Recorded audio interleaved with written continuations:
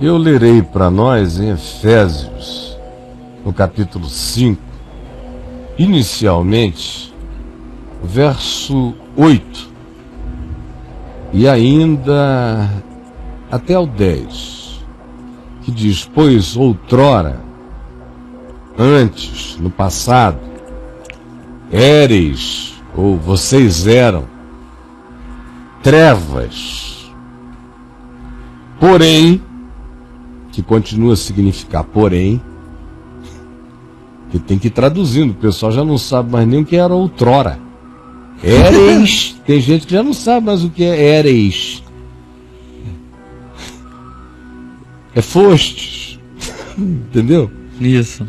Pois outrora éreis trevas, porém agora sois luz no Senhor. Andai como filhos da luz, porque o fruto da luz, a luz, pense nela como uma árvore de luz. O fruto da luz consiste em toda manifestação de bondade. Aonde você vir bondade, ali há luz. Justiça, onde você vir justiça, aí há luz. Justiça é fruto da luz.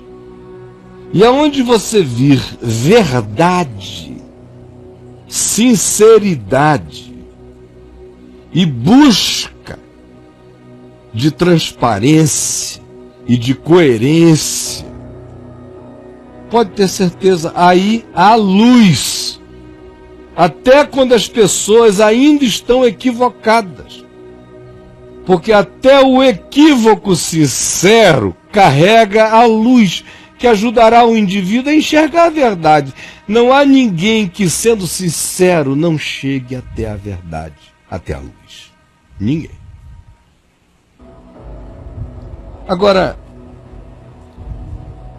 olhe só como quando o que é evangelho entra na gente, de repente, um mundo inteiro de construções mentirosas e distantes do evangelho começa a ruir na cabeça da gente. Porque se você chegar num ambiente religioso e perguntar qual é o fruto da luz, para um pessoal que não lê mais o Novo Testamento, que mal conhece Jesus, que só conhece o nome dele hoje em dia, mas pagãos, são pagãos cristãos de apelido, mas não conhecem. Se você perguntar qual é o fruto da luz, eles vão dizer: é o dízimo, é a frequência a um culto, é ocupar cargos e louvar ao Senhor como levita. Eles vão falar essas coisas. Mas nada do evangelho. Porque o fruto da luz não tem nada a ver com isso. O fruto da luz brota de você como tetraplégico, sem que você possa sair e se mover. Porque bondade anda sem corpo. Bondade viaja no olhar. Bondade atravessa o mar num sorriso.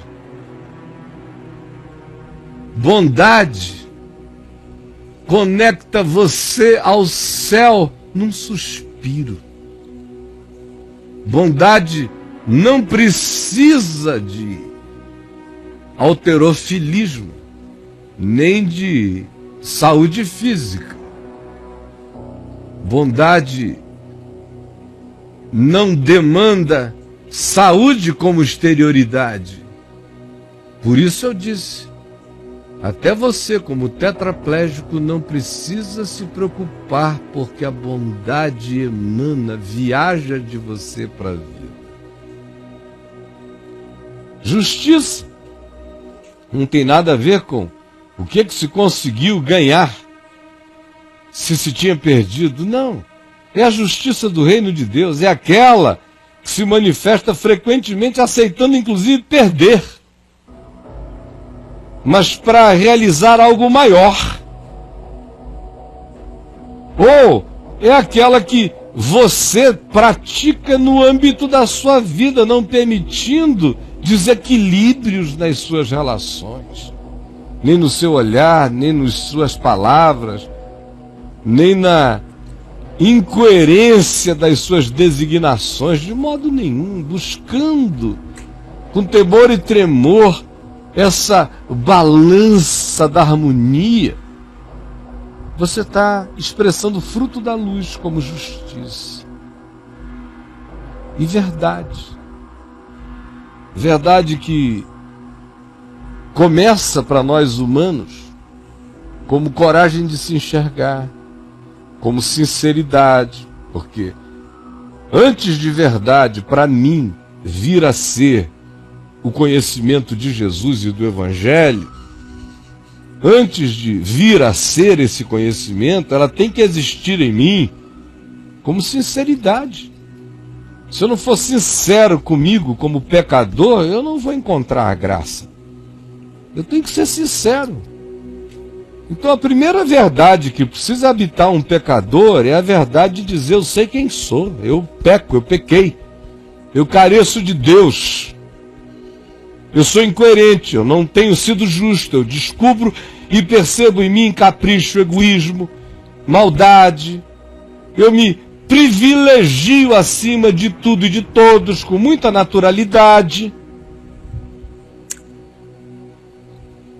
Isso tem que estar em mim, senão não vai haver nenhuma outra verdade se eu não começar com essa honestidade para com a minha natureza, para com a minha presunção, para com a minha vaidade, para com a minha mentira, em graus diversos, para com os pecados que ainda me são ocultos, mas que eu sei que existem em mim pelo latejamento de desconforto. Porque quando a paz plena nos possui, é quando a vida toda foi pacificada. Então o fruto da luz consiste nisto. O fruto da luz é resultado do que emana no ser, como bondade, justiça, verdade.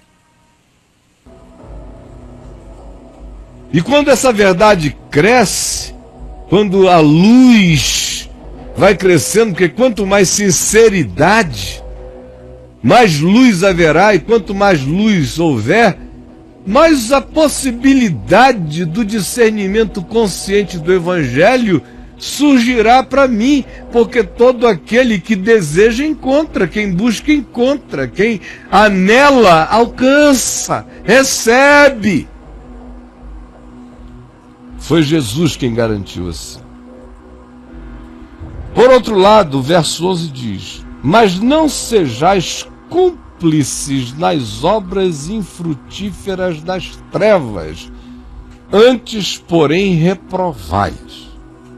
Ora, se o fruto da luz é bondade, justiça e verdade, o que você acha que são as obras infrutíferas, que não dão fruto de vida, só dão fruto de morte, das trevas, às quais se manda que nós as reprovemos, não sejamos cúmplices de maneira alguma, não sejamos cúmplices mentais, não sejamos cúmplices emocionais, nem filosóficos, nem comportamentais, e nem de estímulo, nem de aplauso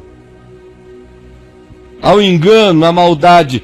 Que obras infrutíferas das trevas são essas em contraposição ao fruto da luz, que é bondade, justiça e verdade? Quais? Aí já tem um monte de gente dizendo ali, olha, primeiro que eu quero me lembrar é a macumba. Oh, que obra das trevas incomparável. A macumba, a feitiçaria, o voodoo, a magia negra, o satanismo, as obras das trevas. Meu Deus, estão nas trevas. Tem muita gente mesmo fazendo feitiçaria com a vontade das trevas no coração. Tem outros que estão lá por tradição, cultura, família, apegos afetivos inexplicáveis, por muitas razões. E outros estão pela magia, pela mecânica e alguns pela maldade do poder que supõem adquirirem dali. Mas esses são infinitamente poucos comparado com o contingente extraordinariamente grande de filhos da luz, das trevas, no mundo inteiro. No mundo inteiro. O mundo está cheio de filhos das trevas. Em todos os lugares da terra. Aí você diz, inclusive na igreja, a igreja, meu Deus, do jeito que ela está. Você quer ver? Quer fazer um teste para ver se a igreja está dentro desse pacote ou não? Só me responda o seguinte, eu vou continuar lendo Efésios, tá bom? Me acompanhe. Você que não leu o Novo Testamento, aproveite para pelo menos ouvir a leitura, é mais fácil. Faço isso por você, já que você não faz por você mesmo. Tá legal? Paulo diz no verso 17 do capítulo 4. Isto, portanto, digo, irmãos, e no Senhor testifico, que não mais andeis como também andam os pagãos, ou seja, na vaidade do que os seus pensamentos propõem, só na pulsão do desejo, obscurecidos de discernimento, alienados do Evangelho, da vida de Deus, do chamado para a intimidade com Deus, por causa da total ignorância e alienação e estupidez na qual vivem. Isso acontece também porque eles vão deixando o coração deles ficar endurecido, entorpecido. E eles vão se tornando assim insensíveis, cada vez menos molestáveis pela verdade, habituando-se ao que se estabeleceu como norma num ambiente existencial e relacional, aonde a interioridade é cada vez mais desprezada. E justamente por causa disso, é que eles acabam se entregando ao fluxo das dissoluções, das torpezas, das coisas que se veem à nossa volta. E no verso 25, se prossegue dizendo, descrevendo, fazendo um convite para que se deixe a mentira e se fale a verdade com o próximo.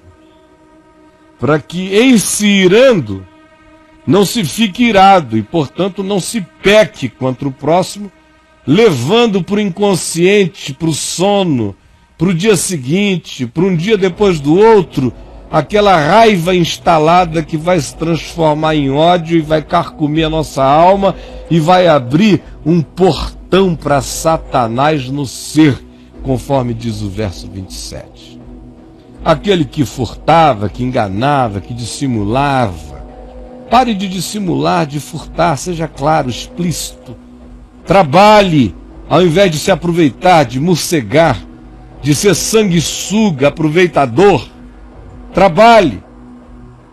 Da sua boca não fique saindo palavra torpe, que é a expressão da sua raiva, do seu ódio, da sua ira, ou aquilo que você fala para detratar, para distratar, para ruinar o seu próximo, ou que simplesmente vaza a energia ruim do seu coração. Antes, comece a controlar a boca e dê ordens à sua alma para se acalmar e aprender a falar e a comunicar o que transmite graça. Porque se você se habituar a falar o que transmite energia agressiva e danosa, você se tornará cada vez mais idêntico àquilo que você torna torpe na sua energia. O falar torpe entorpece você. Portanto, não entristeçam o Espírito de Deus. E prossegue no verso 31. Preste atenção. Isso aqui é evangelho, gente. É evangelho. Longe de vós também toda amargura, essa coisa que você guardou aí, esse absinto que você não deixa aí, que você nutre, que virou extrato de estimação para você quebrar na cara do seu desgraçado no dia que você puder. Amargura, cólera, essa vontade de matar que às vezes te apodera, ira, e a gritaria. Gritaria. E as blasfêmias, que não são dizer blasfêmia contra Deus, nem contra o Espírito Santo, não. É blasfêmia contra o próximo. Seu filho disso, desgraçado, você é piranha igual sua mãe. Toda essa blasfêmia que os homens falam uns contra os outros, porque a gente não blasfema tanto contra Deus, porque é difícil blasfemar contra Deus, porque Deus não é idiota. Ele não fica aceitando blasfêmia à toa, não. Deus sabe quando se blasfema contra ele, o cara tem que estar com uma vontade diabólica de blasfemar mesmo. Do contrário, é só raivinha, bobagem. Agora, contra o próximo, são as blasfêmias que se pratica todo dia, e essas doem no coração do Deus eterno. São os pedaços de alma que eu tiro do meu próximo, blasfemando contra a existência dele, amaldiçoando, acusando, ou usando de toda a malícia, que é construir uma cenografia do mal para o outro e associá-lo a ela. Verso 3 do capítulo 5 prossegue nessa descrição das obras infrutíferas das trevas, que é só o que se está descrevendo até agora. Outra, a impudicícia, essa falta de pudor, essa vontade de expor, de dizer: eu quero que todo mundo fique com tesão em mim, fique doido, eu quero que o que tenha de gostoso e provocante em mim provoque todo mundo. Se eu puder, eu serei um outdoor de desejos ou de provocação. Isso é impudicícia. E toda sorte de impurezas, de pensamento que está o tempo todo urdindo esse tipo de construção. Ou a cobiça. Hoje em dia, no meio evangélico, quem não sucumbiu à cobiça, se a teologia de vocês é a teologia da cobiça? Teologia da prosperidade, de fato, o nome dela é filosofia da cobiça religiosa. Obras das trevas. Não dá para praticar a teologia da prosperidade sem cobiça. E cobiça é obra infrutífera das trevas. Isso, olha o que Paulo diz, nem sequer se nomeia entre vós, mas entre nós isso virou uma teologia que tomou conta de todo mundo. Assim como isso, a cobiça não deve se institucionalizar entre vocês, juntamente com a impudicícia e a impureza, que foi o que deu metástase para todo lado, também não. A conversação torpe, a baixaria, as palavras vãs. Meu Deus, quanta palavra vã. O que se mente em nome de Deus, se testemunha falso em nome de Deus.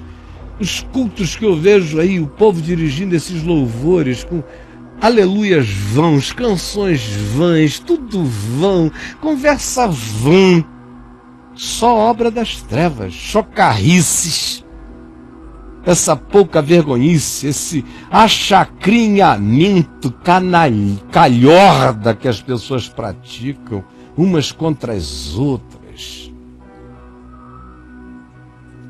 E a incontinência significa dizer: eu não me seguro. Se me der, eu como. Se pedir, eu dou. Se me oferecer, eu bebo. Se pintar, eu cheiro. Se rolar, eu pego. Esse descontrole, essa incontinência é obra infrutífera das trevas. A avareza, que é um dos problemas terríveis de vocês por causa dos roubadores no meio cristão dos pastores ladrões, vocês se tornaram avarentos. Porque eles se tornaram diabos, vocês viraram demoninhos de avarentos. Então quem enxergou que a teologia da prosperidade é diabólica, se diabolizou dizendo, eu não creio nisso, e se tornou um avarento. Hoje não abre a mão nem para dar a Deus, porque se tornaram idólatras do que acham que possuem. E Paulo diz, toda essa moçada não tem herança no reino de Deus e nem de Cristo, porque as trevas não herdarão o reino da luz. Portanto, ninguém vos engane com palavras bobas, fazendo vocês pensarem que será diferente, porque não será. Porque por estas coisas a ira de Deus se manifesta sobre os filhos da desobediência. Quem são os filhos da desobediência? São os que sabem e não creem. São os que ouvem e não obedecem. São os que dizem amém e não servem. São os que dizem tu és o Senhor, mas a ele não se submetem. Esses e sobre esses, não sobre os alienados, mas sobre esses que Paulo está falando. Vocês que agora sabem que se vestiram de Jesus, como ele diz no capítulo 4, no verso 21, ele diz, vocês que ouviram, vocês que foram instruídos sobre Jesus, vocês despojem-se do velho homem, que são essas obras das trevas, e se vistam do novo homem, dos frutos da luz. E aí ele diz, olha, vocês não podem mais viver como outrora. Tem que ter um corte. Ou vocês são filhos das trevas, ou vocês são filhos da luz. Mas vocês não podem ser filhos dos 50 tons de cinza. Não dá. Ora, o fruto da luz é bondade, justiça, verdade. As obras infrutíferas das trevas é esse calhamaço que eu li aqui para vocês. Em nenhum momento Paulo falou da galinha, da galinha pintadinha, da girafa, do despacho, da macumba, da feitiçaria, de nada disso. Sabe por quê? Ele sabia que esse demonismo não precisa de esquinas. Ele pega mesmo nos labirintos do coração da gente. Não é do lado de fora, é do lado de dentro.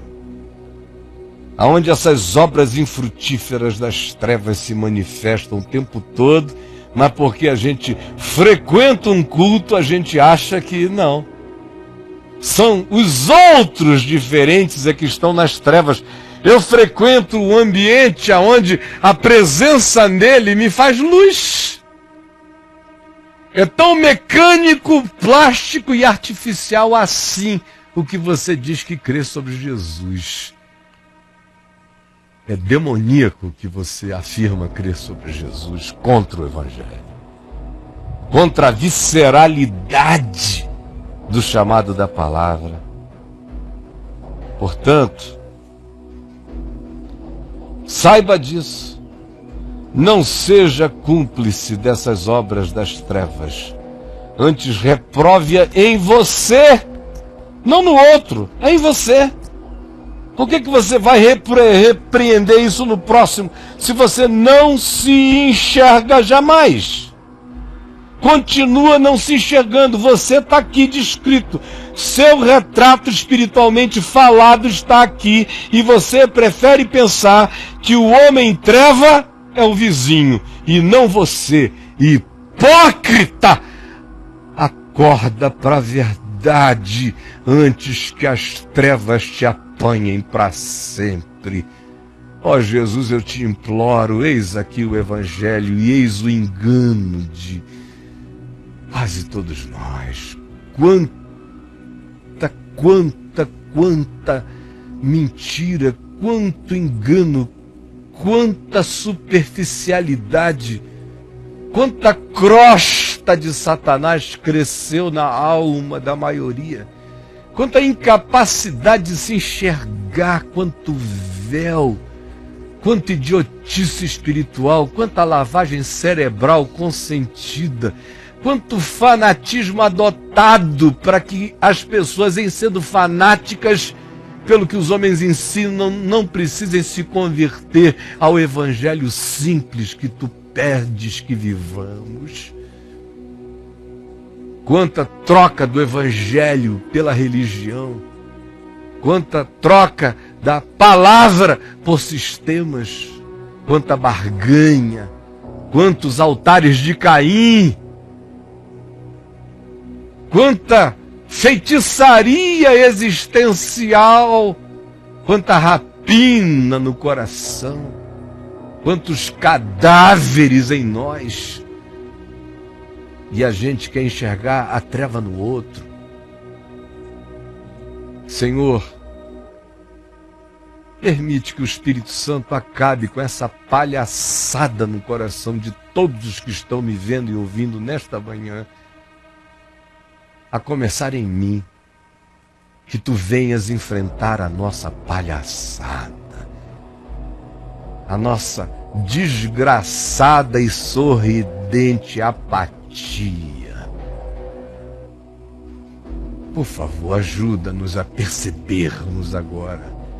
Rasga-nos e espanca-nos no teu amor, para que vejamos que o fruto da luz é bondade, justiça, verdade, amor.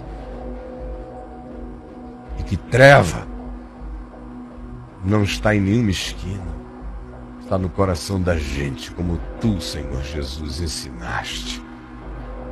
Do coração que procedem as trevas. Agora vem o Espírito Santo e esmaga a gente. Arranca algum extrato de arrependimento para a vida em nós. Tu que tiras do nada o que não existe, trazes à existência. Tu que és o único que conjugas esse verbo bara, que cria do nada. Cria em mim, ó Deus, um coração puro. Cria em mim, cria nos meus irmãos o fruto da bondade, da justiça e da verdade. E arranca de nós esse coração horrorosamente feio que a gente não quer enxergar. E enquanto não enxergar, não tem como ser salvo. Por misericórdia, realiza esse bem por todos nós. É o que eu te peço, em nome de Jesus. Eu rogo a você, meu amigo, rogo a você que considere cada uma dessas palavras, em nome de Jesus. E à luz do que você ouviu do Evangelho, aqui em Efésios 4 e 5, me responda. Você é filho da luz ou filho das trevas? Ou melhor, não quero chegar aí. Só o Senhor pode chegar aí. Eu só quero que você me responda uma coisa. Você anda dando o fruto da luz ou dando o fruto da infrutífero das trevas? Você anda dando os frutos da luz ou produzindo as obras infrutíferas das trevas? E a referência está aí entre parênteses, Judá. Efésios 4 e 5. Para quem não estiver tomado pela mórbida e horrorosa preguiça simples de ler, manifestando interesse singelo pela sua própria alma. Mas quem foi molestado pela graça, que a ela responda com verdade. eu vou a um intervalo. Enquanto você lota o chat, escreva aqui, faça a sua pergunta, abra seu coração. É hora da sua confissão em verdade. Eu vou pedir para o Judá me pegar aí aquela respiração da terra. Aquela respiração da terra. É assim que eu quero que você escreva. Você inspirou a palavra. A palavra. Agora, expire a sua confissão. Expire a sua declaração. Expire a sua verdade. Você inspirou a palavra. Inspirou? Agora, expire a sua confissão. Podem ir. Podem ir. Podem ir. Você inspira a palavra. E você expira a confissão. Você anda dando o fruto da luz ou produzindo as obras infrutíferas das trevas. Inspire a palavra, expire a sua confissão com sinceridade e com verdade. Em nome de Jesus, faça isso. Isso tem o poder de mudar toda a existência da gente num abrir e fechar de olhos. É um verdadeiro apocalipse. É um tirar de véu. Às vezes é como o soar da última trombeta. Às vezes arrebata a gente das trevas para a luz. Uma confissão sincera, com a disposição de passar a viver e a inspirar a palavra como vida, a palavra como graça, a palavra, voltem para mim rápido, a palavra como amor. Em nome de Jesus, eu vou